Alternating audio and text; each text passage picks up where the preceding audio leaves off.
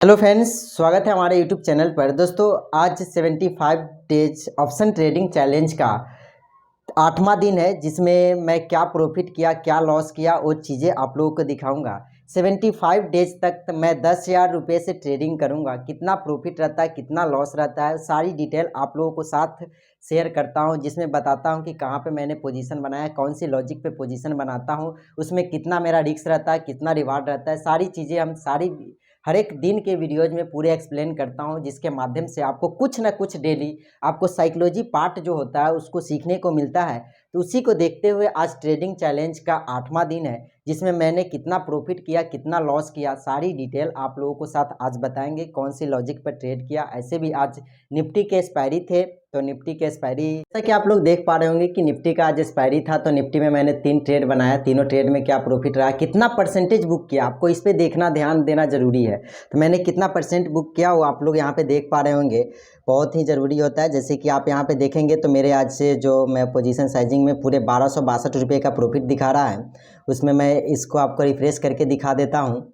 और order history में आप लोग यहाँ पे देख पा रहे होंगे 3 ट्रेड है। मैं ऑर्डर हिस्ट्री दिखा दूँ तो यहाँ पे देखेंगे तो मात्र यहाँ पे आप लोगों को लिख रहा होगा 3 ट्रेड, ट्रांजैक्शन 3 है, 3 बाई और 3 सेल। देखिए कितने परसेंट का मैंने रिटर्न निकाला है। सो आप यहाँ पे देखेंगे तो मैंने पहला पोजीशन जो बनाया है 32 रुपये लेकर के निफ्टी में होगी, 32 रुपये में 41 रुपये में मैंने निकला है। फिर दूसरा ट्रेड मैंने 18 रुपये में, इसमें जो ट्रेड बनाया उसमें 23 रुपये में मैंने निकला, और टारगेट सेट कर दिया था इसलिए वो जल्दी बुक हो गए हैं।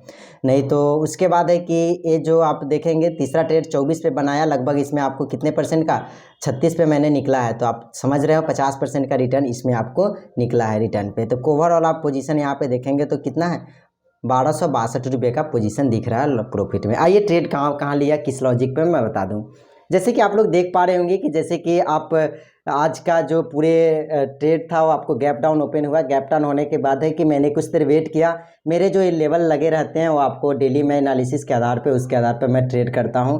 उसके बाद पहला ट्रेड मैंने इस कैंडल पे देखा कि मैंने इसके नीचे तो आज क्लोज होना ही नहीं चाहिए, तो ई रिजेक्शन कैंडल जैसे ही बनाया नीचे से, तो मैंने इस कैंडल को क्लोज होने के बाद ही जस्ट मैंने इस कैंडल में पोजीशन बनाया। अब पोजीशन को रखा टारगेट मेरे इस जो ईएमए लेवल है उसके आसपास, तो इस कैंडल में मैंने निकल गया। इतना मैं ही टारगेट नहीं बुक किया, मैंने इस कैंडल में निकल गया। उसके बाद मुझे पता था कि एक बार मोमेंटम दे चुका है तो कुछ देर कंसोलिडेट करेंगे, तो मैंने मार्केट उस टाइम तक नहीं देखा।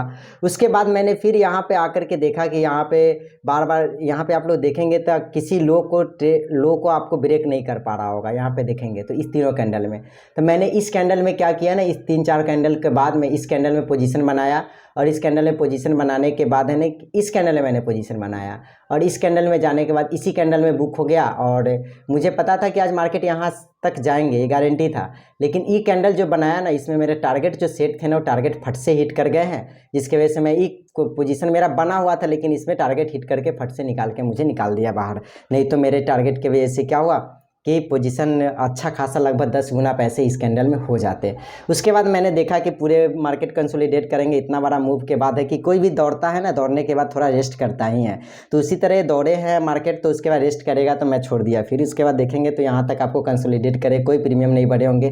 तो मैंने थर्ड पोजीशन है ना कि यहाँ पे देखा नीचे, फिर यहाँ पे रिजेक्शन लेने की कोशिश की, इस कैंडल में छोड़ दिया। मैं इस कैंडल में जाकर के पोजीशन बनाया इस कैंडल में, और इस कैंडल में पोजीशन स्टॉप लॉस यहीं थे, और इसमें बना करके मैंने टारगेट यहाँ तक का रखा था, यहाँ तक का मैंने बुक कर लिया। जो इस कैंडल में मैंने, इसी कैंडल में मैं निकल गया है, ना कि इस कैंडल में। इस कैंडल में रेड बनाएंगे क्योंकि मुझे पता था आगे रिजेक्शन है, यहाँ से आपको नीचे आएंगे। तो उसके बाद आप देखेंगे तो लगातार गिर रहा है। मैंने पुट साइड में पोजीशन बनाने की कोशिश की, लेकिन हुआ क्या ना कि मैं एक बार सोच लिया हूँ कि मुझे ओवर ट्रेडिंग से बचना है।